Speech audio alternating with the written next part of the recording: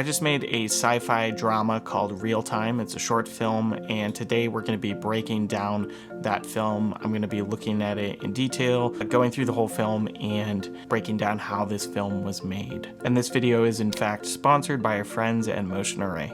So this film was unique because it was a complete solo project, much like my last film, Totality.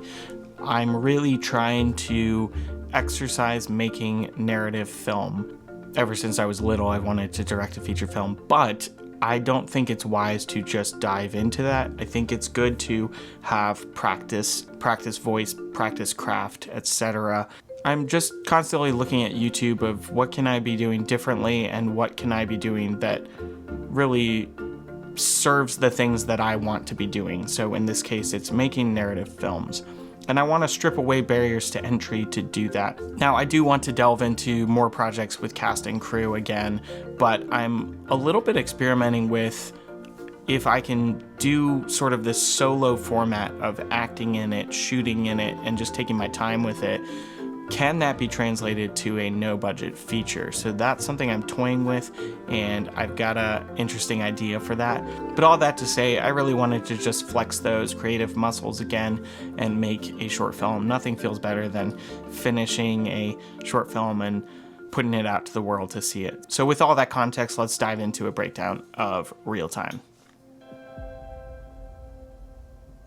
It's the biggest cliche ever to say that the story comes first. You know, everyone on this platform is obsessed with cinematography and what have you, and storytelling is a big buzzword right now, but it's not often coupled with actual telling of stories. So first and foremost, the story is the most important part. It's really hard to think of ideas and stories for short films. I've always wanted to do a drama. Part of it, again, is to flex those muscles. I want to see if I can move people emotionally. Can I strike a chord with something meaningful and truthful and tap into something primal?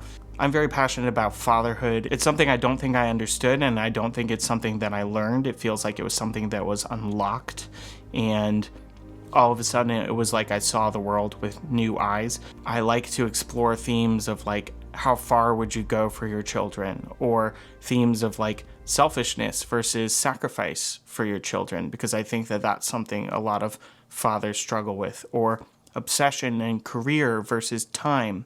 I'm also very fixated on time. When you have children, it feels like time is constantly slipping through your fingers, and if you're ambitious and you have things that you want to do in career aspirations, you're constantly balancing that, because really the time with your children is far more meaningful and far more impactful than anything you'll ever do professionally, but there's still a yearning to create those things.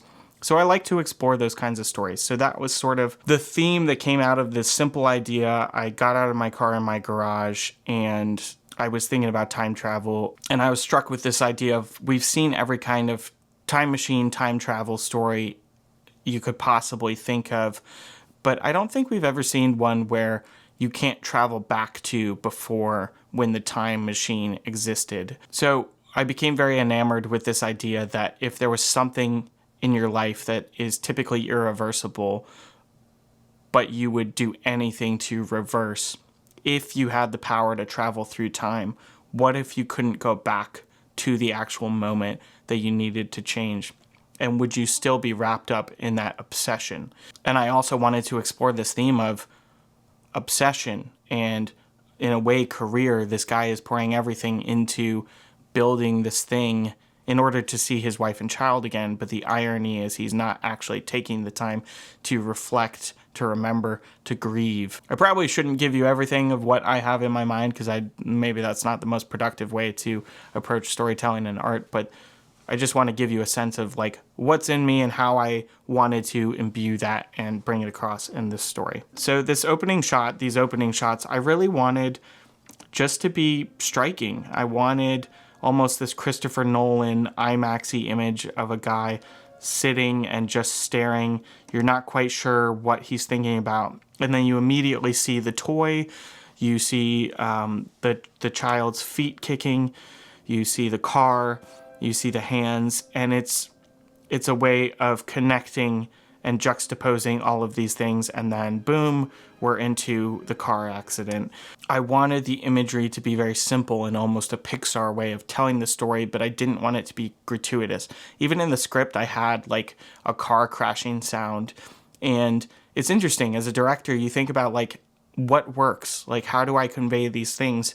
And I had this realization of like, oh, take the sound out altogether, just show these images. I really didn't want to show my wife or my son's faces for a couple reasons. One, privacy, but two, I didn't want people I know blurring the lines of reality and fiction. I want this to be a totally fictional story. It could be any child, any wife, etc. So I thought it was important to allude to who these people are, but not be gratuitous. Here's a very simple moment, and I think that it works. I had this image in my head of car crash in the background and something to imply that the car wrecked. So in this case, it's like a phone flew out the window. I chopped up a plastic water bottle and sprinkled that on the ground. Try to get it all. Gotta catch them all, like the Pokemon. To make it look like glass. I'm not sure it's really showing up too well, but there's some texture there. My wife and I, we hosed down the street. We parked the car at sort of an angle, canted camera angle, just to make things look less clean, to make things look like they've been thrown off. And then we just used a little handheld hazer to add some smoke.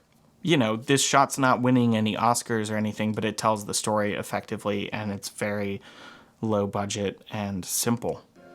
I just had this image of like the toys in the yard, and his life is so devastated, it's so destroyed and wrecked that he hasn't even taken the time to clean up the toys. And of course, there's this very simple, but I really love this juxtaposition of imagery of car crashed and match cutting to this truck here.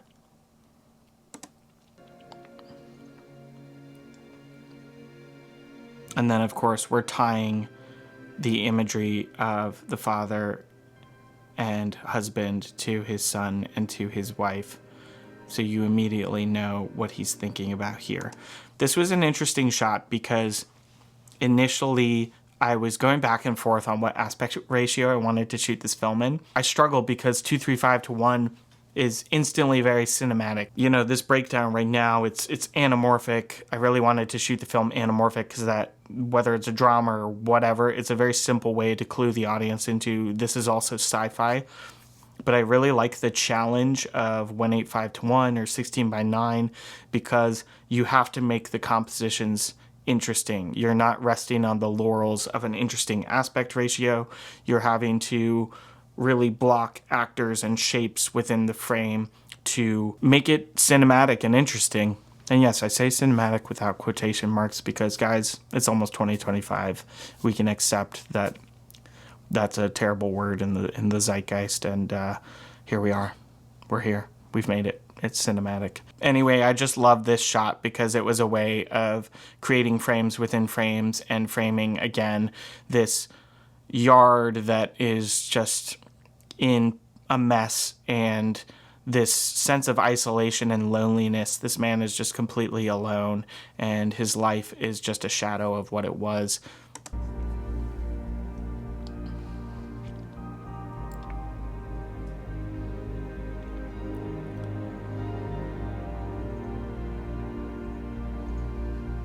So this letter was sort of the bane of my existence because I forget when the idea came along, but I thought it would be interesting to have him essentially acknowledge his past self and not try to change what his past self is doing, not even warn him like, hey, don't go down this path, like just grieve, because he knows what he needs. I think a lot about how when people are grieving, it's very hard to know, like, do I talk to them? Do I spend time with them? Do I leave them alone? Everyone deals with grief differently. And it's often a struggle to, read people's minds of like, what do you need? How can I serve you? How can I help you? In this case, he's looking at himself and he's saying, I actually needed to go through this to come to this grieving process. And so he writes him the letter and he gives him what he wants, which is this algorithm that he got from traveling time. I actually created the algorithm in ChatGPT. I don't remember the prompt, but I basically was like, hypothetically, this guy's creating a time machine, blah, blah, blah. And ChatGPT gave me this algorithm, and I used it a lot for the code and stuff because I don't know anything about coding. So I'm sure if you're a coder and you look closely at some of this stuff, you're going to be like, this makes no sense. But I did what I could. I'm building a time machine. I really liked that hook. That was a hook that was very much there on the page in the script. I'm building a time machine. He looks up and hard cut to the title, Real Time. Whether or not it worked for audiences, I don't know, but I love that hook. And then cutting to him building the actual time machine. Real quick about the design of the time machine. There is a music video by Ryan Johnson for LCD Sound System called Oh Baby. It's a really awesome music video, and I unabashedly stole this design from that music video. It is, in the music video, it's a teleportation portal and there are 2 doors. But I really like this idea of like walking through a door for time travel, and that you walk on the other side and it's like nothing's changed from your point of view, but you are stepping through time. It's almost like a Narnia type of feeling. And my idea was that when the red light is on, it means you are not in your present time. So this guy always has a present time. When the red light is on, he's not in the real present time or in his present time. When I was a kid, I used to like duct tape props together and be really into that. So I can make like kind of crummy stuff, but I'm not very good at like building things and measuring. I always say that I like to cut twice and measure once. But I did make this door and I was very proud of it. Took my son to Home Depot, and that was pretty much the whole budget of the film. I think this door cost like $350 to make. Wiring. Let me just give you guys a pro tip here. Wiring is really, really expensive. Extremely expensive. So my hack was that I just bought a bunch of rope that looked like wire and just layered it and layered it and layered it. And then I'm sure any electrician who looks at this is gonna just laugh and be like, this makes no sense. But I think it works for the story. What was also nice was I have obviously a lot of video gear. So some of those kind of like hard Pelican cases give the idea of like ballasts, and he's got all this stuff going on. What was also nice from a lighting perspective was I didn't have to hide my wires. And I really wanted to convey the idea that a lot of what's going on in the time machine is really like computer code based. There's hardware, there's the door, but most of it is like this algorithm. I can't scientifically explain to you why that works, but it just does. So just go with it. As to the why, well, I think that's pretty obvious. I started building it a week after the accident. I'll do anything just to see them again. And then here for the code, if you look closely, so there's some ChatGPT pasted into like a dark mode document, ChatGPT code. I used some I forget what it was called, but it's a platform that basically like does fake code hackery stuff. And then I forget what else I did, but just had a bunch of code up and lots of business, and I had a specific console where I could type in the actual algorithm.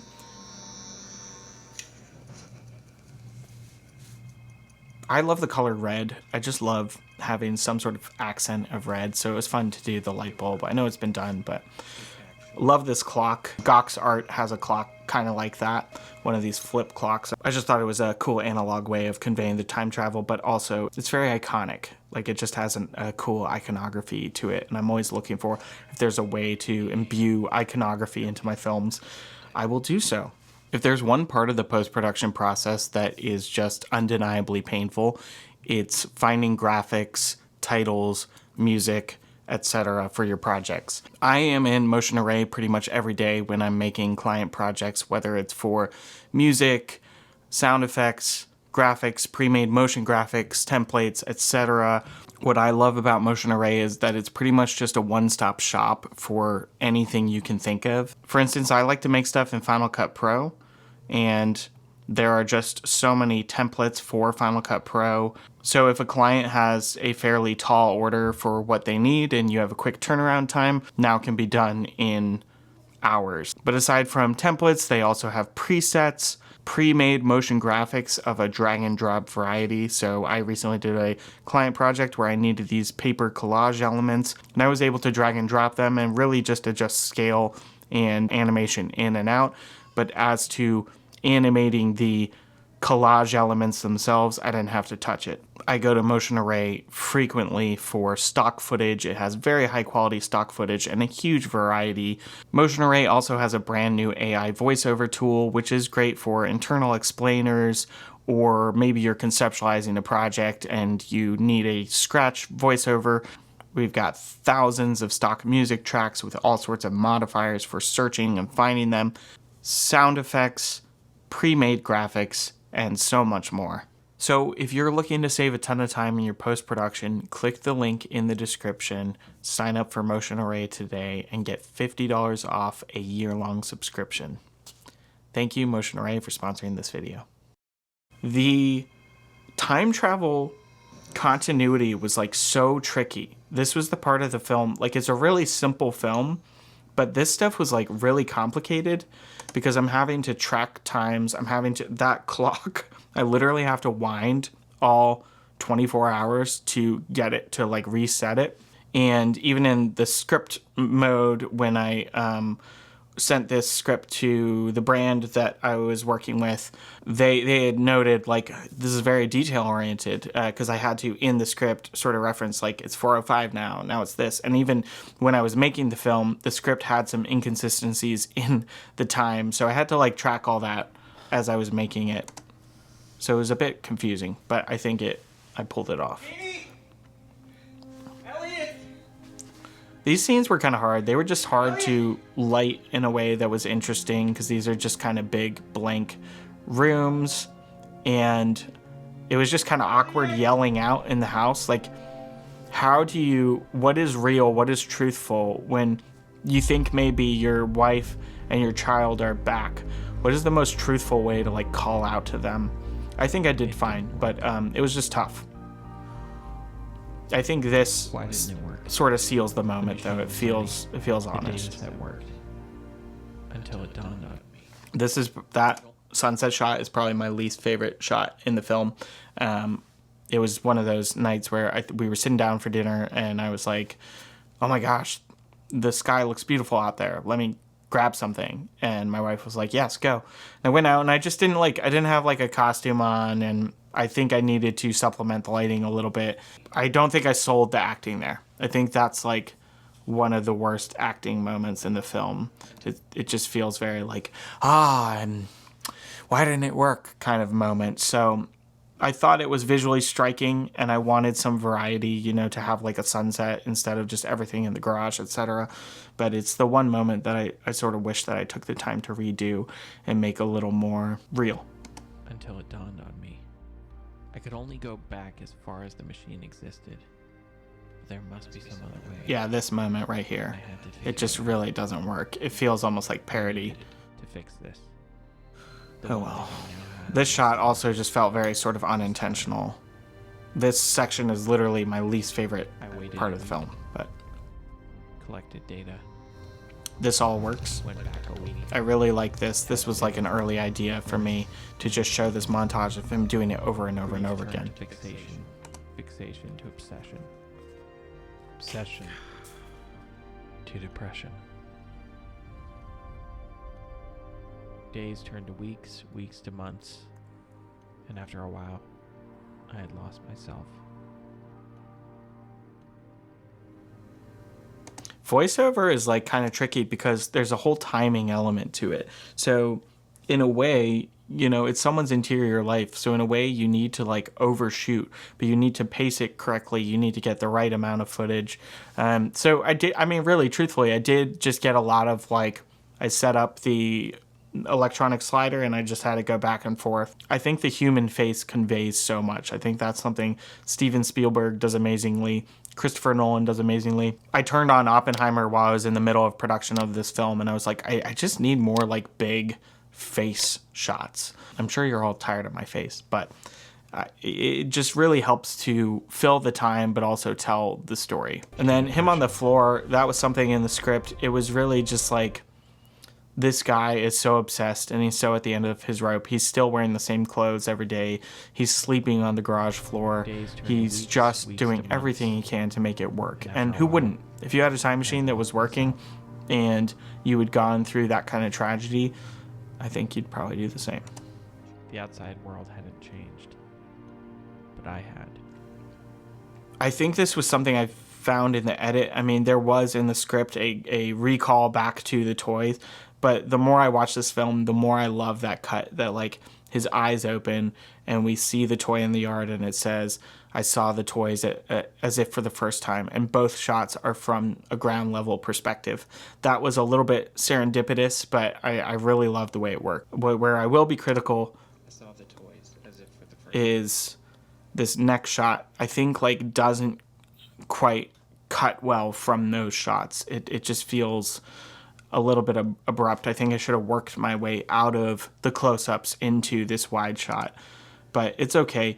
This wide shot, I was very like inspired by sort of an M. Night Shyamalan type of frame. He's really good at these 1:8:5:1 frames again, where you're sort of finding frames within frames and you are shaping an interesting composition by what's there. I don't know that it was the most effective way to tell the story of this scene, but I was just enamored with it and wanted to keep it visually interesting, so it is what it is. I did this whole scene in a wide shot, and it was actually pretty powerful. Like the first time I watched it back, like I got a little bit emotional. But I'd rewatched the film First Man, which I think has some of the most like gutting, emotional, grieving scenes of a father. And I literally stole that angle when I cut to close up here. And I just thought it was important to show some of the detail of tears and this guy grieving. There are some real tears here. It's crazy. I can do fake crying and I can get real tears. I can like sob, whatever. I have a technique for that. For some reason, I was just totally dry. Sometimes just thinking about some of the ideas in this film, I get emotional. And I like thinking about this kind of tragedy, I get emotional and I like get weepy. But for whatever reason, I just I couldn't make that happen. And so I have this like I call it my Mr. Bean technique, where I'll hold my eyes open like this and get them watery. And then that actually helps, because once the tears are, it becomes more real. But I was just like very dry, could not get the tears out. I like watched the scene from First Man, because that scene always guts me, and it just wasn't working. But I did get some tears out. You can see them there if you look closely. And I think the performance works. I'm not an actor, but I am proud of this performance, and it feels truthful and real to me. This is what it would look like if it were me. So I don't, And I know the scene lingers, but I wanted us to sit with this moment, because it is the moment. It's such an important moment. It's the moment at which he realizes like this isn't working, and I'm not grieving. I haven't grieved. I almost didn't even like notice that these toys were here, because I was so fixated on like, I just need to get them back. And again, who can blame the guy? Another thing with this letter here is it was kind of lying around a lot. Like I was filming in sort of chaos and a mess over the course of a week. And I have a 4-year-old and a toddler, and my toddler likes to like draw on things and grab pieces of paper off my wife's desk. So the whole time I was terrified that somebody would get a hold of this note, or I would lose it or whatever, because I had to shoot it perpetually out of continuity. Basically, if it got messed up, I would have to reshoot every shot with it. So, and funny story about this scene, I shot this scene and it looked great. And I did an entire lighting breakdown, like a live 25-minute lighting breakdown. While I was lighting it, I was like, I'm gonna do this, put the lights here, etc. I found out afterwards that I had only recorded to the monitor, but I didn't record to the camera. And I was just like, you're kidding me, because I got all the angles and it looked great, but it was okay. I'm not quite as happy as with this lighting setup, although this one was during blue hour, or it looked like blue hour. I made it look like blue hour, so I was happy with that, because that's what I envisioned in the script. And this shot looks great. I'm happy with this. Again, more electric slider. There's a lot of electric slider in this film. I'm so happy with these shots, because what ended up happening was we get this really cool winter, low sun, harsh orange light in our backyard in the afternoon/evening. But I had a very limited window to film these scenes with my wife and my son. We had like an hour maybe for the car and this. And I was like, I need it to feel warm and nostalgic and like a happier, beautiful time. And it was just overcast and cloudy. I used the Zhiyun B500 light, which is like, it's so maneuverable, but it's so bright and packs a punch. I just really like made a fake sun, and it kind of gave the look of, I've always loved in the film The Lovely Bones, there are these scenes where it's overcast, but the DP, Andrew Lesney, is using a hard source light to sort of fake the sun. And it just has this interesting, like, it doesn't look real, but it looks dreamy, and it looks like it just has this movie lighting look to it.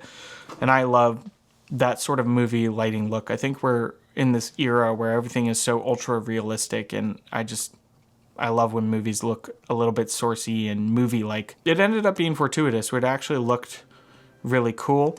And for those shots, I just wanted Inception as a good reference point, where he has these flashes of his children or his wife, and they're just silent. They're just these moments, and it's almost the way we remember things. Like, you're not fully immersed in memories, and you're not hearing sounds and smelling smells. You're just sort of flashback to these images. So I really wanted to convey that, and I think that those helped with the emotion. Weirdly, the film actually like pretty much worked without all the flashbacks, but I think it just took it to the next level to have those in there. And again, back to the letter. I'm not going to overly explain the mechanics of the time travel thing, because I think it's interesting for you to like work it out yourself. There, I'm sure, are paradoxes to the time travel, but I do have like a system that were sort of my rules for how it works, which I'm not going to get into here. But this end sequence, again, I was very inspired by Christopher Nolan, of like, let's think of this as like a Christopher Nolan IMAX epilogue. You know, like think of the end of Interstellar when he's talking about flying off to the other planet, or Oppenheimer when it cuts back to the pond and he's staring off. So I really wanted these sort of IMAX images to convey the obsession continues, but he himself is moving on and grieving, choosing to grieve and to heal as much as one can. I mean, nobody really heals from that. I watched Oppenheimer and I was like, I need this. I was going to have it end on a slow push onto that red light and have sort of that ambiguous ending. And then I was like, no, the human face is so powerful. And so I sort of set up this IMAX-y shot. This was another cool one. I'm really happy with the shot. I love the way it looks because it was overcast and cloudy, and I sort of stopped down so that the background was relatively dark, and then I had a big softbox on the side, and it just, again, gives sort of this movie magic look. Goodbye. And I just had it on an electric slider, just pushing in, back and forth. I'd glance down at the monitor and look up, and I didn't need to be sobbing here. I just needed to be a little bit glassy-eyed and determined. So that is my very long breakdown of Real Time. I'm going to be doing some other behind the scenes on this film and hopefully making some more films as well. But I hope you enjoyed, and I hope that the film worked for you. And if you liked the film and it resonated, it would be super meaningful to me if you would share it and pass it on. So once again, I am Scott Jeschke, and if you like what you saw, don't forget to like, comment, subscribe, and I will see you in the next one. Bye.